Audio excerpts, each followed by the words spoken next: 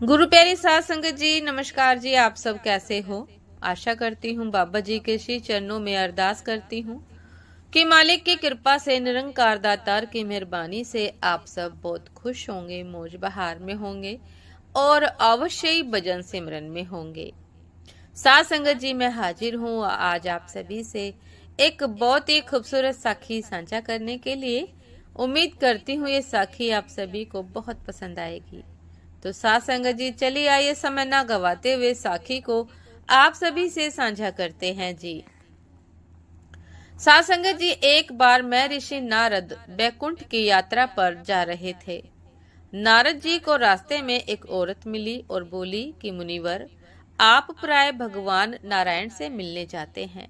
मेरे घर में कोई औलाद नहीं है, आप प्रभु से पूछना मेरे घर औलाद कब होगी। नारद जी ने कहा कि ठीक है, पूछ लूंगा।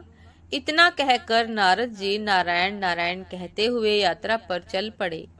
बैकुंठ पहुंचकर नारायण जी से नारद जी ने जब कुशलता पूछी तो नारद जी बोले, जब मैं आ रहा था तो रास्ते में एक औरत जिसके घर कोई औलाद नहीं है वह मिली। उसने मुझसे आपसे पूछने को कहा है कि उसके घर पर औलाद कब होगी। नारायण बोले कि तुम उस औरत को जाकर बोल देना कि उसकी किस्मत में औलाद का सुख नहीं है। सासंगत जी, नारद जी जब वापस लौट रहे थे तो वह औरत बड़ी बेसब्री से नारद जी का इंतजार कर रही थी। औरत ने नारद जी से पूछा कि प्रभु नारायण ने क्या जवाब दिया। प्रभु नारायण ने क्या जवाब दिया, इस पर नारद जी ने कहा कि प्रभु ने कहा है कि आपके घर कोई औलाद नहीं होगी। यह सुनकर वह औरत डाहे मार कर रोने लगी। नारद जी चले गए। कुछ समय बीत गया। गांव में एक योगी आया और उस साधु ने उसी औरत के घर के पास ही यह आवाज लगाई कि जो मुझे एक रोटी देगा मैं उसको एक नेक औलाद दूंगा। यह सुनकर वो बांझ औरत जल्दी से एक रोटी बनाकर ले आई और जैसा उस योगी ने कहा था वैसा ही हुआ। उस औरत के घर एक बेटा पैदा हुआ। उस औरत ने बेटे की खुशी में गरीबों में खाना बांटा और ढोल बजवाए। कुछ वर्षों बाद जब नारद जी पुनः वहां से गुजरे तो वह औरत कहने लगी कि क्यों नारद जी, आप तो हर समय नारायण नारायण करते रहते हैं। आपने तो कहा था कि मेरे घर कोई औलाद नहीं होगी। यह देखो मेरा राजकुमार जैसा बेटा। फिर उस औरत ने उस योगी के बारे में भी बताया। नारद जी को इस बात का जवाब चाहिए था कि यह कैसे हो गया। वह जल्दी जल्दी नारायण धाम की ओर चल पड़े और प्रभु से ये बात कही कि आपने तो कहा था कि उस औरत के घर पर औलाद नहीं होगी। क्या उस योगी में आपसे भी ज्यादा शक्ति है? नारायण भगवान बोले कि आज मेरी तबीयत कुछ ठीक नहीं है, मैं आपकी बात का जवाब बाद में दूंगा, पहले आप मेरे लिए औषधि का इंतजाम कीजिए। नारद जी बोले कि आगे दीजिए प्रभु। नारायण बोले कि नारद जी आप भूलोक जाइए और एक कटोरी रक्त लेकर आइए। नारद जी कभी इधर कभी उधर घूमते रहे पर प्याला भर रक्त नहीं मिला। उल्टा लोग उपहास करते हैं कि नारायण बीमार है। चलते चलते नारद जी किसी जंगल में पहुंचे। वहां पर वही साधु मिले जिसने उस औरत को बेटे का आशीर्वाद दिया था।